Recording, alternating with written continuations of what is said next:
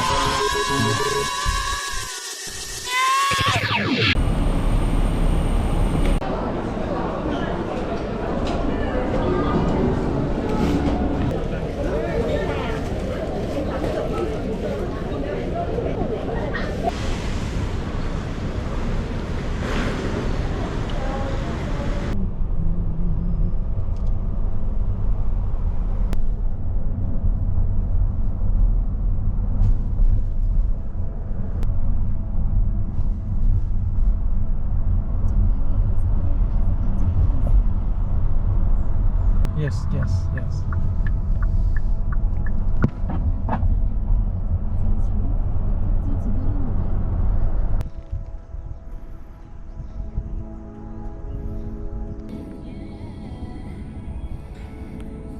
ถึงแล้วนะครับกับสถานที่จะไปเช็คอินของ Fairhaven Classic นะครับที่เกาหลีนะครับ Thank you.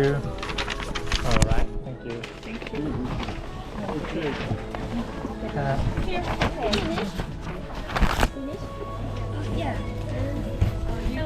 Hi. Thank you.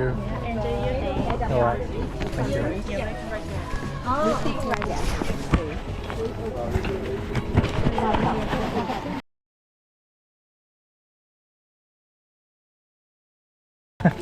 All right. Thank you. How can we get the gas for cooking tomorrow, right? Or this one? Yes, yeah, for tomorrow. Tomorrow. You can get it in the check-in point. Checking point. Okay. So yes, basement, I think. Okay, basement, right? Yeah. Check-in. You have to be here before 6. Before 6 for check-in. Yeah, Okay. yes, that's the last time. Okay, for check-in. Thank you. It's group 1, right? Yes. Yes.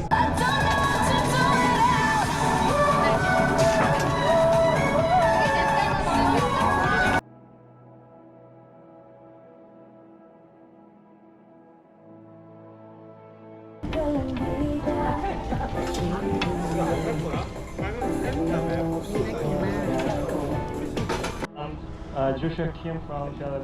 Korea. So I'd like to tell you some short but very important the information for all you guys. So, and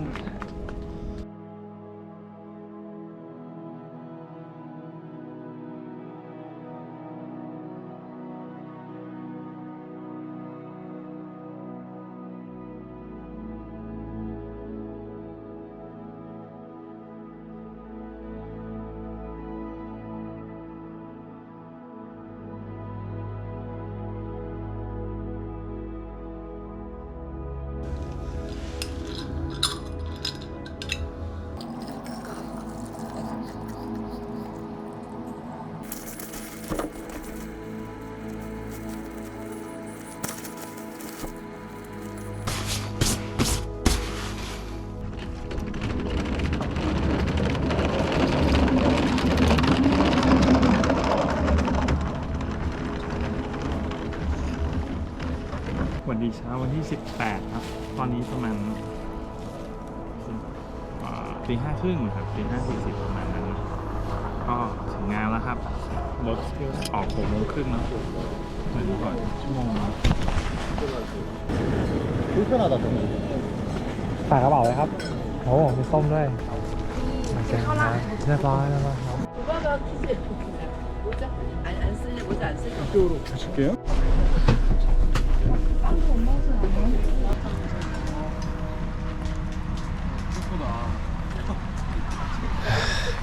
ยังไม่ถึงจุดเริ่มเดินนะครับแต่ว่ารถเสียนะครับก็เลยต้องรอรถคันใหม่มาเปลี่ยนนะครับยังไม่ถึงเทลเฮดนะครับอาริซานเนาะแต่ว่าเราจะเห็นข้างบนแล้วแหละเป็นฟาร์มม้านะครับอากาศค่อนข้างเย็นนะครับก็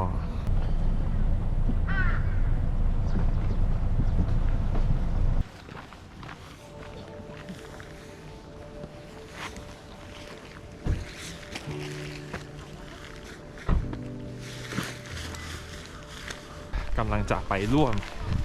นะครับการลงทะเบียนสแตมป์ตาแรกนะครับของ Fairhaven Classic โคเรียนะครับปี 2023 คนเยอะมากมายเลยครับเดี๋ยวพาเก็บบรรยากาศเรื่อยๆนะ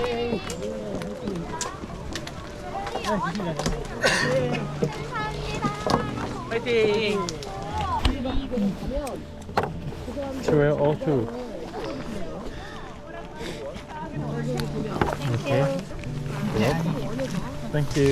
How can you call this station? 어리목. Alimok. 어리목. 네. Alimok. Yes. Alimok. Yeah. Thank you.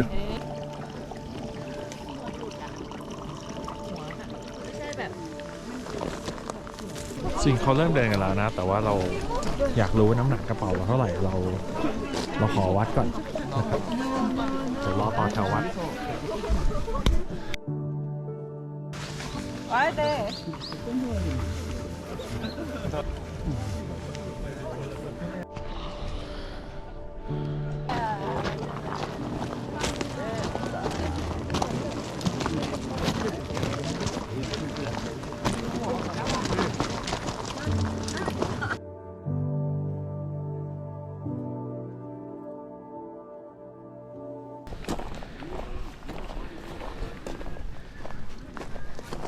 เริ่มเดินแล้วนะครับ เราจะไม่คัดออฟ โอ้ยสบาย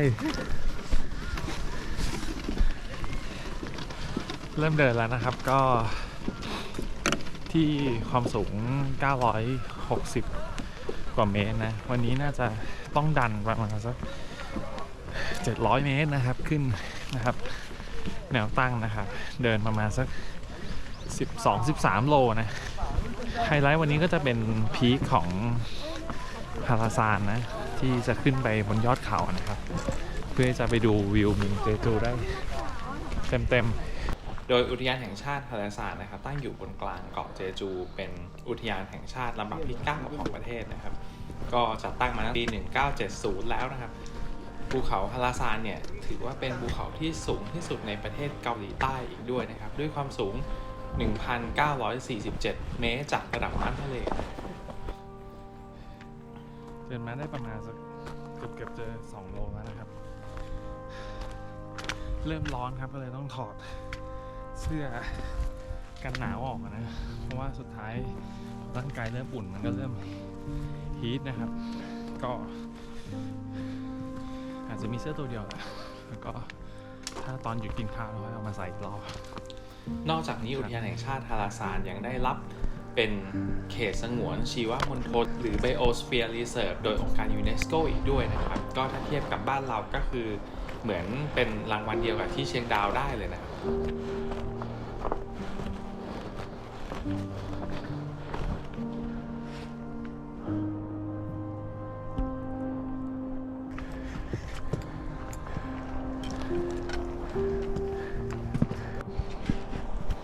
아빠 근데 잠깐 올라가 있어.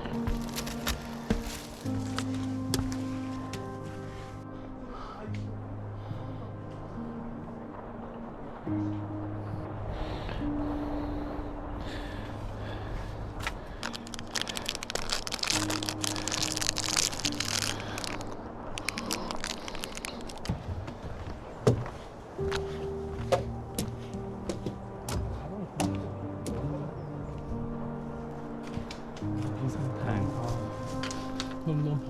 6.8 กิโลนะครับก็เห็นว่าเส้นสีเหลืองเพิ่งเริ่มต้นไงก็คือเป็นช่วงทางเดินที่ง่ายนะครับแต่สีแดงที่เรากำลังอยู่น่าจะเป็นช่วงที่ยากที่สุดนะครับแล้วก็สีเขียวสีแดงจะเป็นช่วงง่ายต่อไปนะก็เหลืออีก3 โลเหลือ 300 เมตรครับ น่าจะหมดช่วงชันแหละนอกนั้นน่าจะชิวๆแล้วครับ แล้วก็น่าจะจบช่วงเนินมหาโหดแล้วนะครับ ก็จะเป็นช่วงเรียบๆชิวๆนะ ไม่เรียบหรอก แต่ก็ไม่ชันเท่าเมื่อกี้นะ Okay, let me check around. โอเค โดยในอีเวนต์นี้ Fairhaven Classic เกาหลีนะครับได้เลือกเส้นทาง Arimok Trail นะครับ ซึ่งก็เป็นเส้นทางที่ถือว่าง่ายนะครับ แล้วก็เป็นจุดที่ชมนกชมไม้นะครับ ระยะทางไปกลับเนี่ยอยู่ที่ 6.8 กิโลนะครับ ใช้เวลาเดินรวมๆประมาณสัก3 ชั่วโมงนะครับ ปกติ Arimok Trail เป็นเส้นทางที่ได้รับความนิยมสูงสุดนะครับ ก็จะมีนักเรียนนักศึกษานะครับมาทำวันเดย์ทริปกันค่อนข้างเยอะนะครับ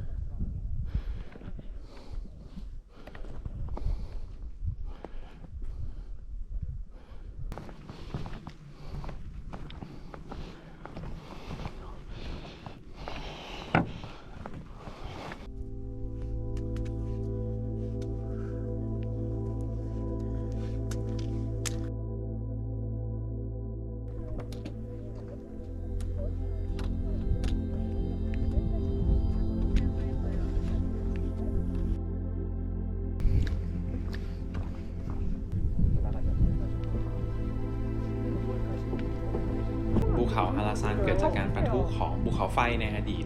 ไหลมารวมตัวกันของลาวาจนกลายเป็นภูเขาในรูปทรงชิลโวลแคนโนคือเห็นเป็นลักษณะเป็นปล่องภูเขาไฟที่บริเวณตรงกลางภูเขาไฟเลยนะครับ สวยงามมากๆเลย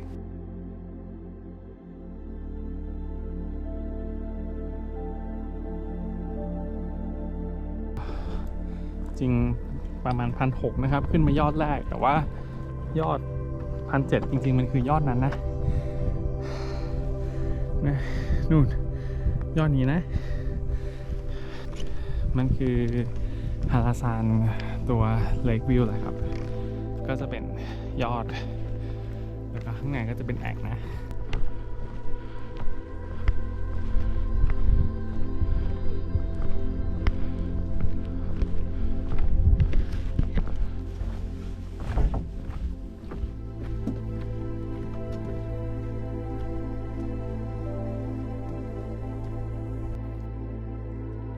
โดยในรูทวันนี้เมื่อเราขึ้นมาทางเส้นทางอาริมอกนะครับ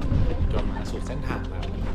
เราจะมาเจอจุดพักที่ชื่อว่า Viseo Rim Shelter นะครับก็จะเป็นจุดพักแล้วก็จะเป็นเช็คพอยต์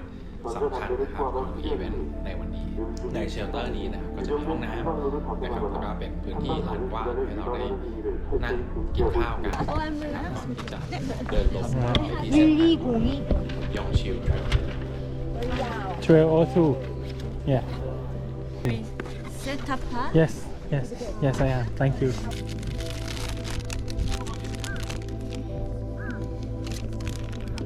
เราอาจจะไม่ได้ไป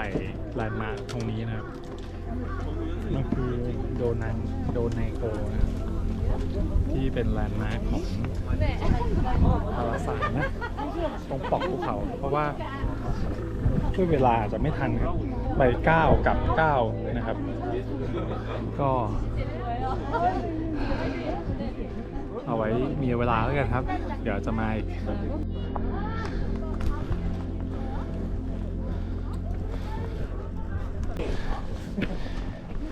ดาวฮิล 3.7 โลครับ โอเคไหนๆก็มาแล้วนะครับ ก็ตรงไปก็จะกลับเนาะก็มันก็มีทางให้ขึ้นเป็น observation deck นะครับประมาณสัก50 เมตรก็ลองไปดูครับ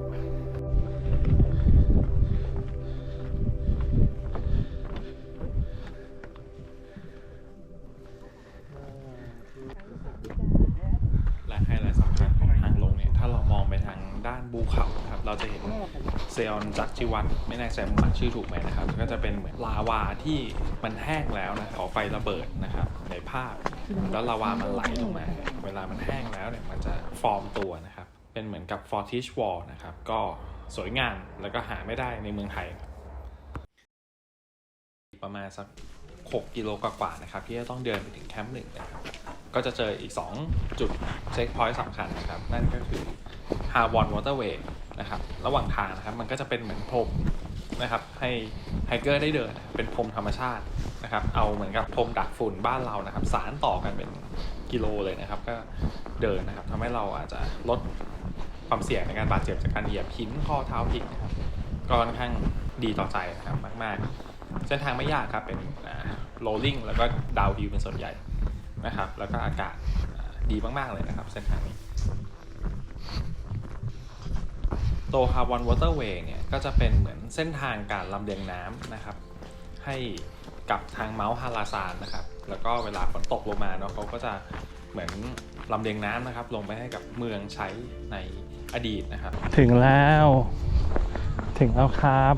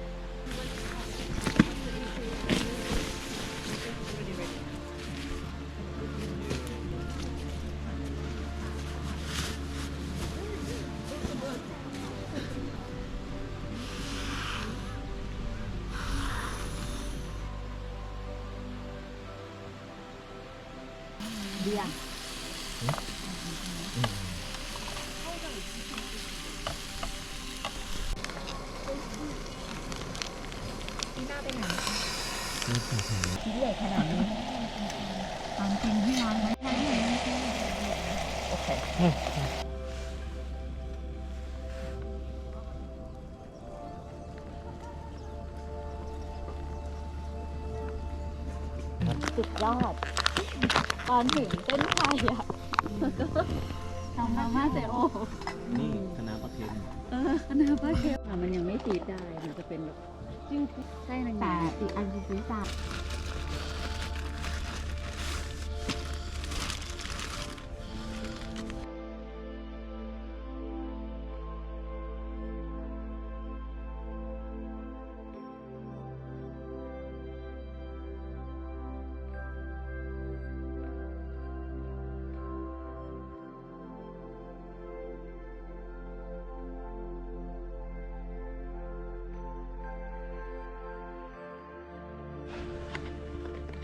สวัสดีเช้าวันที่2นะครับก็ประมาณ7 โมงนิดๆนะครับตื่นละเก็บเต็นท์นะทำอาหารเช้ากันนะครับคืออาหารฟรีดไดที่เขาจะนิยมนำไปใช้เดินป่าเพราะว่ามันเป็นอาหารฟรีดไดคืออาหารที่ปรุงสุกนะครับแต่ว่าเขาจะดึงเอาความชื้นเอาของเหลวนะครับออกจากอาหารให้หมดทำให้มันแห้งนะครับวิธีการอุ่นก็คือเทน้ำร้อนนะครับลงไปนะครับเอาของเหลวกลับมาให้มันนะครับแล้วก็ปิดปากไว้นะครับประมาณ 5-10 นาทีมันก็จะกลับมากลายเป็น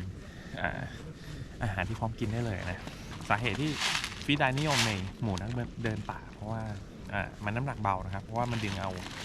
าของเหลวออกหมดแล้วเนาะทำให้เหมือนเป็นอาหารแห้งนะครับแล้วก็พกเก็บ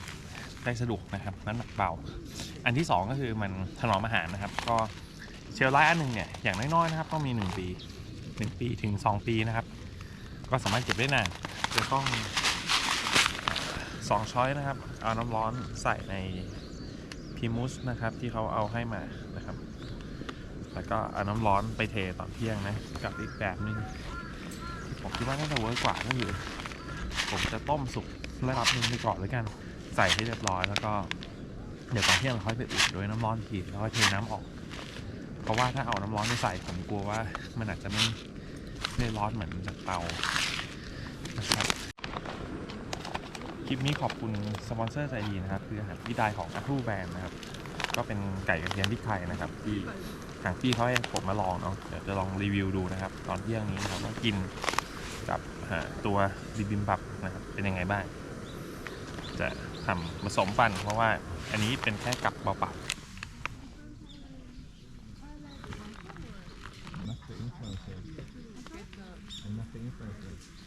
ชิมครับ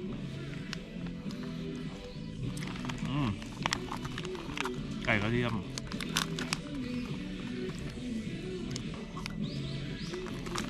Can I get some latte? Oh yeah. Thank you.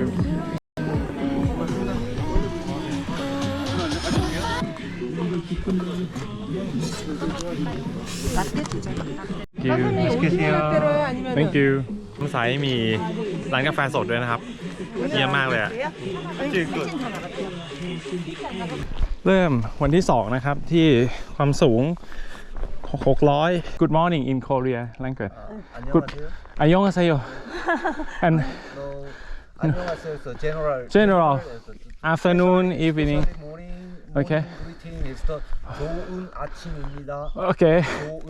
좋은 means good. Good 아침 means the morning. morning. 좋은 아침입니다. 좋은 아침입니다. 좋은 아침입니다. โอเคต่อวันที่ 2 วันนี้นะครับเราจะมีประมาณ4ไฮไลท์นะครับไฮไลท์แรกนะครับในช่วง3-4 โลแรกนะครับที่เราต้องเดินกลับขึ้นไปเขาเรียกว่า Seok Wipo Natural Creation Forest นะครับองค์การในการแบบจัดการดูแลนะครับทางฝั่งตัวป่าไม้ของเขานะครับแล้วเขาก็เปิดเส้นทางให้นักท่องเที่ยวได้เดินเทรลกันด้วยนะครับซึ่งตัว Creation Forest อันนี้นะก็ได้ตั้งใกล้ๆกับทางอุทยานนะครับก็จะเป็นเส้นทางเทรลอาบแดดนะครับอ่อนๆนะครับถ้าดูจากภาพเหมือนแดดจะแรงนะจริงๆอากาศดีมากๆนะครับ20 กว่าองศาต้นๆนะครับก็จะเป็นการเดินในช่วงเช้านะครับที่ดีต่อใจมากๆครับ Alright, nice to know you, Rockman. What's your name? Film. Film. Just film. Yeah. Alright, see you around here. Okay, bye. แท็กซี่ครับขึ้นไหม Good morning gentlemen morning yeah yes morning have a good day you too Careful. yeah you too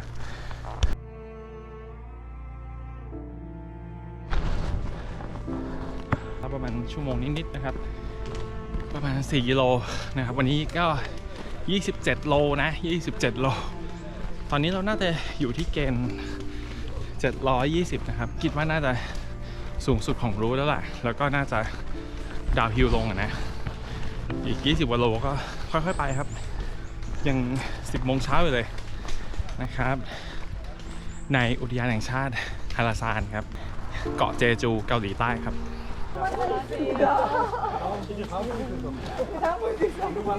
기다리고 계세요.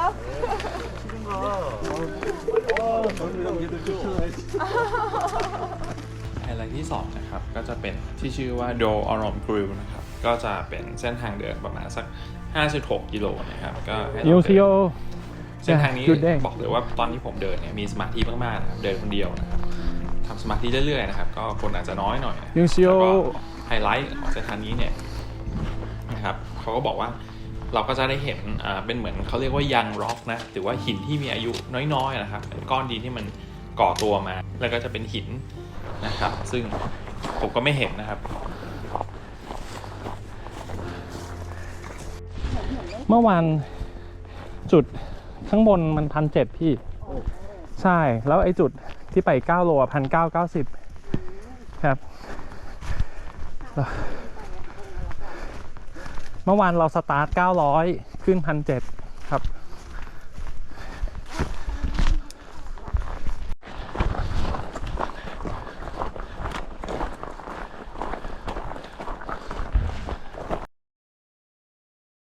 เดินมา12 โลครึ่งนะ3 ชั่วโมง 47 นาทีนะครับคัทออฟที่บ่าย 2แต่เราถึงประมาณเที่ยงกว่าๆนะครับยังมีบัฟเฟอร์อยู่เดี๋ยวเรากินข้าวตรงนี้แหละ안녕하세요. 1202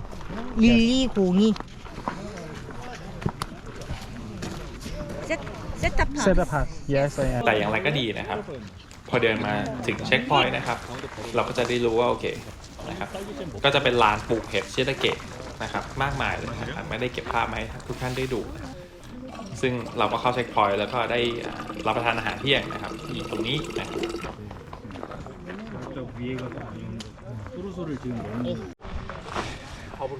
กินยังครับ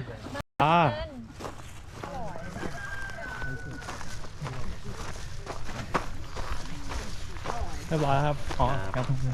มื้อนี้อะไรครับพี่บั๋ม ข้าวกะเพราเนื้อครับ โอ้โหมีร้านไหนไหมครับพี่อันนี้ ร้านผมเองครับ อ๋อเดี๋ยวเรามาดูที่เราเตรียมมาเที่ยงไว้ด้วยนะครับโอเคเปล่า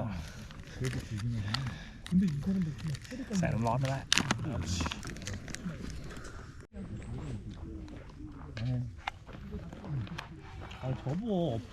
หิวมากครับหิว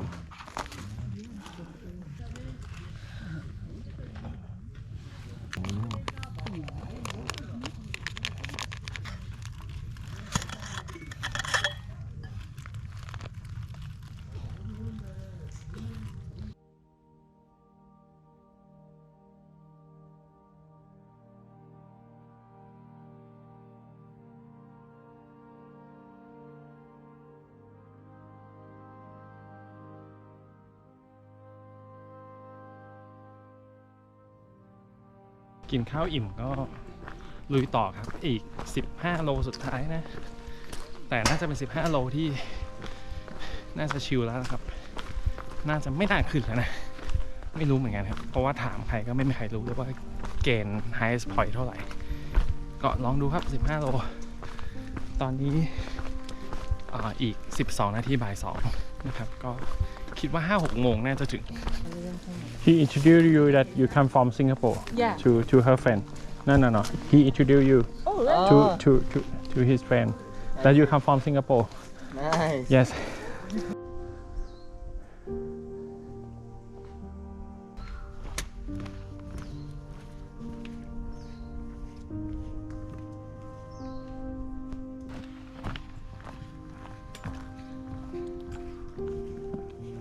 และมาเป็นไฮไลท์สุดท้ายนะครับของวันที่2นะครับนั่นก็คือ Chiona Forest Park นะก็บอกเลยว่าต้นเมเปิลนะครับเป็นไม้เปลี่ยนสีนะครับก็สวยมากๆนะครับที่นี่ น้ำเย็นๆ Hi could I get the lime This is lime mojito. yes all right Yeah. Do you want some ice? yes sure 그러니까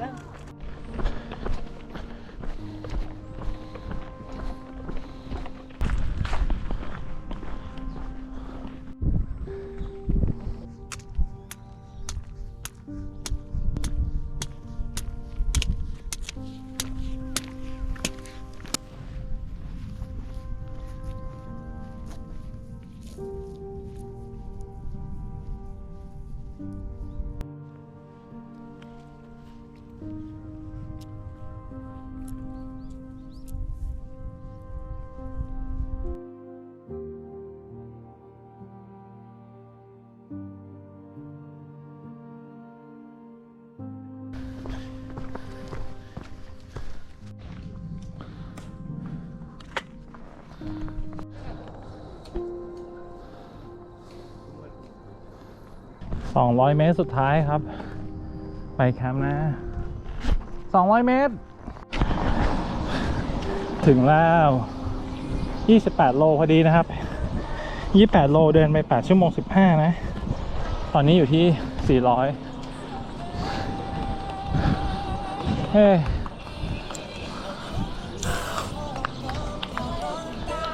รูดซิปข้างหลังเพื่อน อันนี้เหรอ ใช่ชูดซิปตรงหัว อ่ะ ตร ฮะ งหัว แล้วเจอไหมอ่ะ มันจะมี อยู่ในถุงใช่ไหม ใช่ อันนี้ โอเค ขอบคุณมากค่ะน้อง ครับ ถึงแล้ว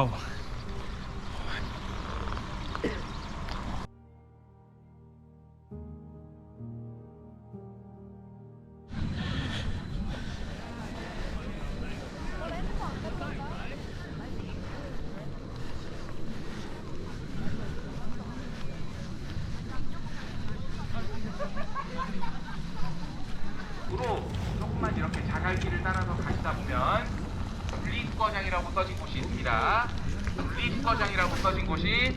입구 반대편 쪽으로 해서 터 쪽으로 조금만 더 말씀드리겠습니다. 저희 วันนี้เขาไม่แจกเบียร์เพราะเขาให้ไปซื้อค่ะ 밤에 추우실 것 같은 분들은 미리 핫팩 같은 걸 사시는 것을 권장드리고요. คอนเทนต์เขาก็ส่วนมากเขาจะเก่งอยู่แล้ว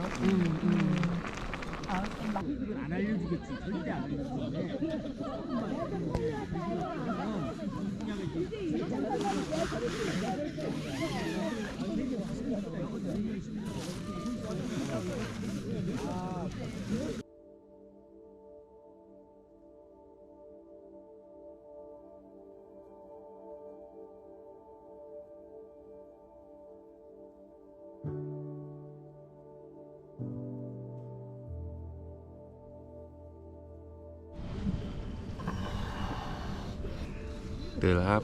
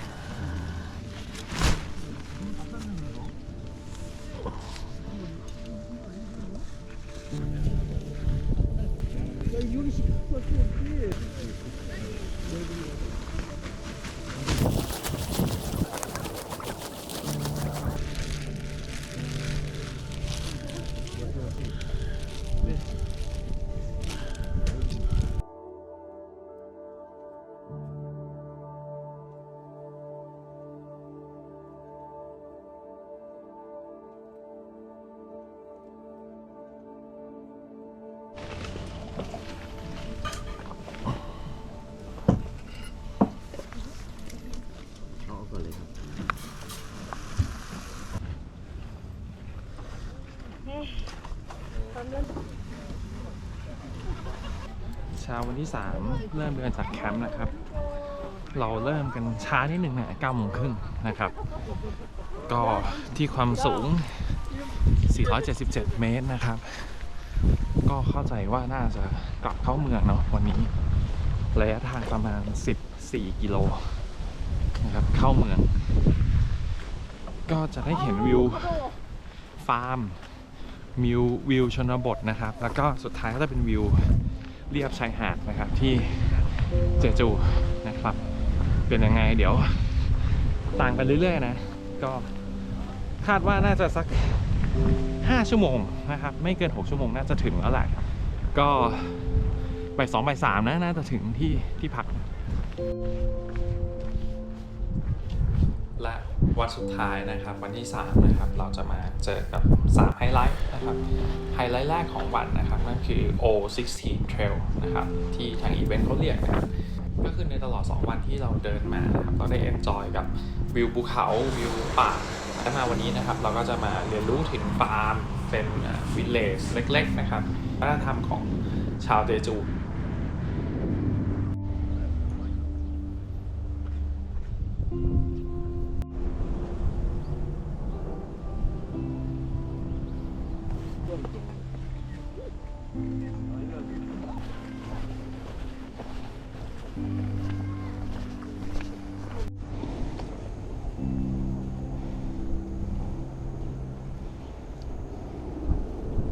เช็คพอยต์รอสุดท้ายแล้วนะครับฮานบาดูรินะครับโอเคออกจากเช็คพอยต์ของวันที่ 3 นะครับเป็นเช็คพอยต์สุดท้ายแล้วนะครับก็เหลืออีกประมาณสัก10 โลนะครับ9 โล 10 โลนะครับก็จะถึงเส้นชัยแล้วนะครับตอนนี้ก็ 11 โมงผมคิดว่าไม่น่าเกินบ่ายโมงน่าจะถึงนะไม่น่าเกินบ่ายโมงละนะครับค่อยๆไปชิวๆครับโอเคใครมาเจจูนะครับก็จะมี2เรื่องนะครับก็คือ1ต้องกินหมูดำนะครับก็คือหมูกระทะนะอีกอันนึงนะครับก็คือ Tangerine Orange Farm นะครับก็คือส้ม Tangerine หรือที่ชื่อดังก็คือเราจะเรียกว่าส้มเจจูนี่แหละนะครับเราก็จะเดินผ่านฟาร์มส้มมากมายเลยนะครับแล้วก็ไหนๆมาแล้วก็จัดสักหน่อยดีกว่าครับตัวส้มเจจูนะครับที่เขาขึ้นชื่อกัน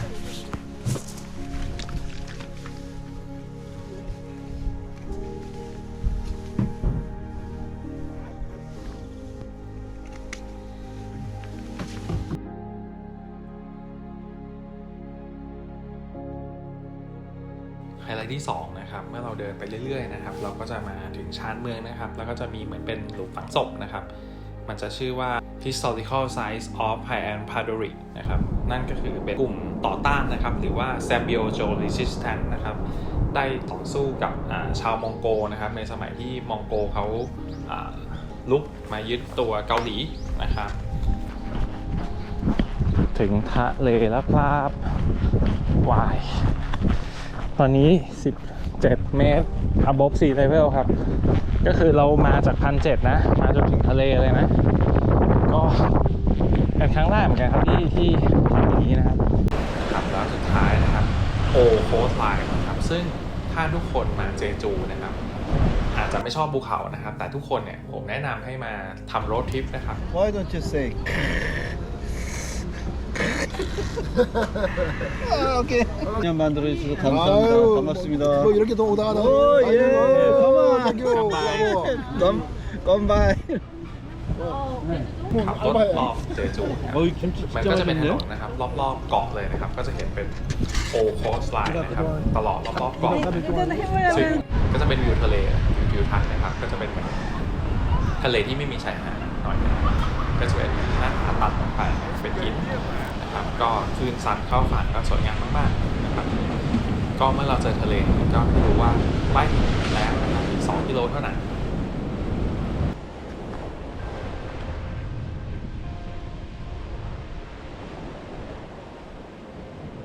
เติมพลังสุดท้ายนะครับก่อนที่เราจะ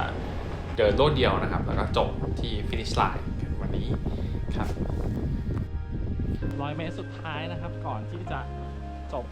งานในวันนี้แล้วนะ100 เมตรสุดท้ายครับทุกคน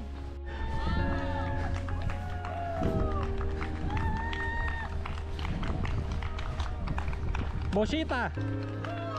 ตา thank you Woo. 감사합니다 감사합니다 멋있다 thank you sir 제가 넣어드렸어요. 가지고 있으세요. 키 하나 가져가시고 여기 뒤에 분 마지막으로 키 다시 넣을 거예요. เขาให้เป็นร่วมสนุกของไอ้รูปท็อปทูเล่นะครับก็ให้หากุญแจเนาะให้เจอ Is that right? 자, 기념품. เราก็จบกันไปแล้วนะครับสำหรับตัว Fairhaven Classics Korea ของทาง Trail Light Low นะครับก็เป็นเทรลที่3 วัน 2 คืนที่ดีต่อใจมากๆนะครับก็ได้มาพักเบรกนะครับได้มาเรียนรู้วัฒนธรรมได้มาพบเพื่อนใหม่นะครับแล้วก็ได้มาเทรลทำสมาธิอย่างที่อยากได้ทุกอย่างนะครับ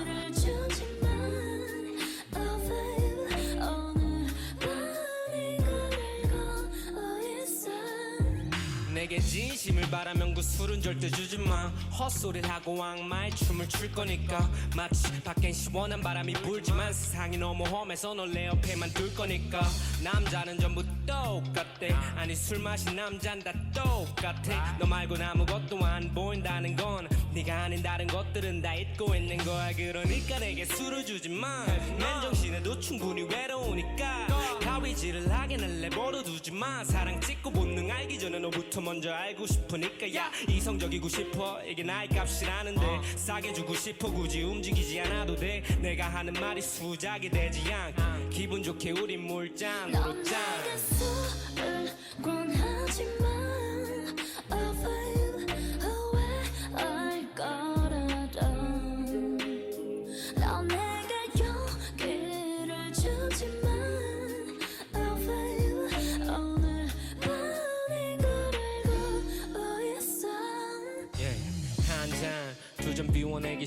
Fairhaven Classic ลำดับที่2นะครับต่อจากสวีเดนนะครับของผมนะก็มาคอมเมนต์พูดคุยกันได้นะครับก็หวังว่าทุกคนจะชอบนะครับในตัวคลิปวิดีโออันนี้นะครับก็เพื่อนๆท่านไหนเคยมาเซจูนะครับก็มาคอมเมนต์พูดคุยกันได้นะช่วงนี้นะครับไฮซีซั่นนะครับปลายปีทุกคนก็น่าจะมีทริปนะครับที่ต้องเดินไฮกิ้งกันเนาะก็ให้ทุกคนเดินทางอย่างสวัสดิภาพนะครับแล้วก็พบกันใหม่ในคลิปต่อๆไปของ Trail Light Low เจอกันครับสวัสดีครับ